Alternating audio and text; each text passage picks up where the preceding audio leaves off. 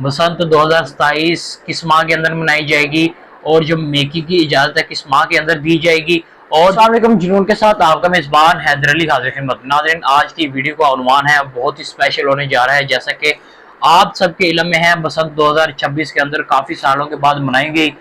अब बात करते हैं बसंत 2027 की।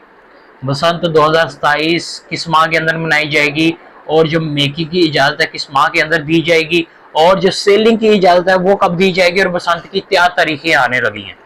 आज की वीडियो में आप सबके इल्म में यही बातें रखूंगा। सबसे पहले बात करते हैं बसंत किस महीने के अंदर मनाई जाएगी। जैसे कि आप सबके इल्म में है, फरवरी के माह के अंदर 2026 में मनाएगी, लेकिन इस दफा जो ज़ेरे गौर महीना है वो जनवरी का है। जनवरी के आखिरी हफ्ते की तारीखें जो हैं वो फाइनल होने जा रही हैं। ज़राए के मुताबिक आगे जो हतमी ऐलान है पंजाब हुकूमत ही करेगी, क्योंकि फरवरी के माह के अंदर माह रमजान और मुबारक तशरीफ ला रहा है। एक तो ये बात होगी। अब दूसरी बात करेंगे कि मेकिंग कब शुरू की जाएगी।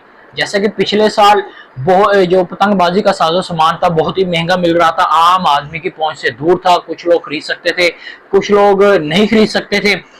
अब हुकूमत की तरफ से यही किया जा रहा है कि ये मानसून के बाद सितंबर के एंड के अंदर जो मेकिंग की इजाज़त है वो मिलने जा रही है। आप सब तैयारी कर लें और जो पतंगबाजी के शौकीन हजरात हैं वो भी तैयारी पकड़ लें। सितंबर के एंड के अंदर मेकिंग की इजाज़त दी जाएगी। जैसा कि आप सबके इल्म है, पिछले साल भी मेकिंग के बाद कुछ माह का ब्रेक दिया था, उसके बाद फिर सेलिंग की इजाजत दी गई थी कि पतंगबाजी का जो साजो सामान था वो आप बेच सकते हैं। जैसे ही साल अपने इख्तिताम को पहुंच रहा है, बसंत की जो आमद है और उसके हवाले से जो बातें हैं वो गर्दिश में आना स्टार्ट हो चुकी हैं।